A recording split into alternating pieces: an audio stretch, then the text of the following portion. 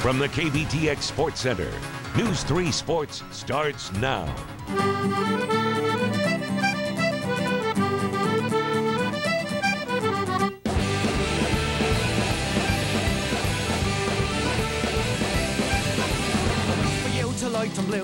And a happy St. Patrick's Day to you. I'm having to staple myself to the seat so I don't do a jig because it's St. Patrick's Day. Of course, everybody's doing a jig right now across the Brazos Valley, but basketball fans are doing the same because the NCAA tournament is underway.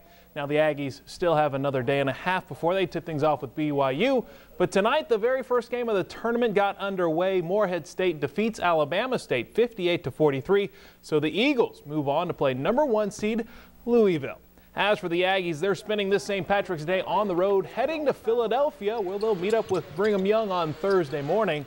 If you take a look back at the last year's meeting between these two teams, there's two things that really stand out. The first is how even the game was. Both teams were tied at the end of the first half, and the Aggies went on to only win the game by 5 points. But you might also remember the game Josh Carter had. A junior at the time, he scored 26 points in the game, but only 9 points in the second half. Aggies head coach Mark Turgeon thinks the Cougars will use those lessons learned in the second half against Carter this year. You know, they came out in the box and won last year on Josh in the second half, something they hadn't shown. You know, we'll prepare for that. We did a good job against their box and won last year, but we got enough weapons where you just can't really concentrate on him, but they will. I mean, I'm one of the main players, and I need to produce in order for us to be as good and as successful as we want to be.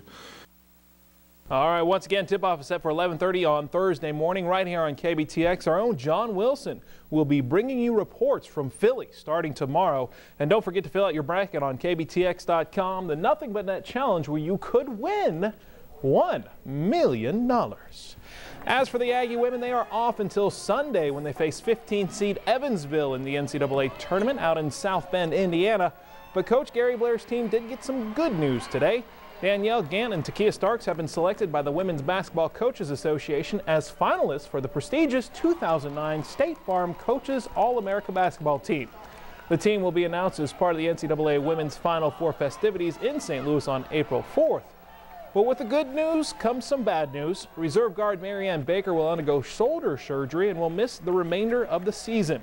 The sophomore played in 21 games with only one start, but has missed the last 8 games of the season due to an injury on her right shoulder on February 26. Baker should be out 3 to 6 months.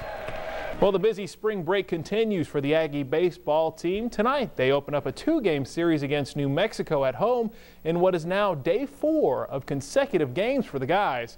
A wee bit of green sprinkled in among the maroon out of Olson Field tonight as the Aggies didn't waste any time getting on the board.